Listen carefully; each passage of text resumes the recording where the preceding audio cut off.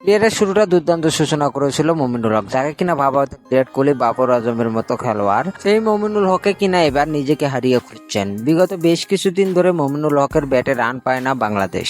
পাকিস্তানের বিপক্ষে রাওয়ালপিন্ডি টেস্টে একটি হাফ সেঞ্চুরি করেছিলেন মমিনুল হক, কিন্তু ভারত সিরিজে 2 ইনিংসে সুবিধা করতে না পারায় এবার দল থেকে বাদ পড়ার শঙ্কায় রয়েছেন মমিনুল হক। একটা সময় যাকে বাংলাদেশের টেস্ট ক্রিকেটের সম্রাট বলা হতো, সেই সম্রাটই যেন এবার নিজের রাজ্য হারিয়ে ফেলছেন। বাংলাদেশের টেস্ট ক্রিকেটের ইতিহাসে অসংখ্য ভালো ইনিংস রয়েছে মমিনুল হকের। বাংলাদেশের হয়ে এখন পর্যন্ত টেস্ট ক্রিকেটের 9টি সেঞ্চুরি ও 15টির বেশি হাফ সেঞ্চুরি করেছেন মমিনুল হক। 2015 সালের পর নিজের ক্যারিয়ারের সব থেকে বাজে সময়টা পার করতে হচ্ছে মমিনুল হককে। 2015 সালের পর এখন পর্যন্ত কোনো সেঞ্চুরি দেখা পায়নি এই ক্রিকেটার। দেশের এই ব্যাটসম্যানকে রানে ফেরাতে একাধিকবার নানা কৌশলে হেঁটেছিল বিসিবি। ক্যাপ্টেন্সি থেকে বাদ দিয়ে তাকে চাপ মুক্ত করেন বিসিবি, তারপরও রানে ফিরতে পারেনি দেশের এই ব্যাটসম্যান। তবে কি এখানে শেষ হয়ে যাচ্ছে মমিনুল হকের ক্যারিয়ার, নাকি আবারও নিজেকে প্রমাণ করে জাতীয় দলে নিজের জায়গা পাকাপোক্ত করবে দেশের এই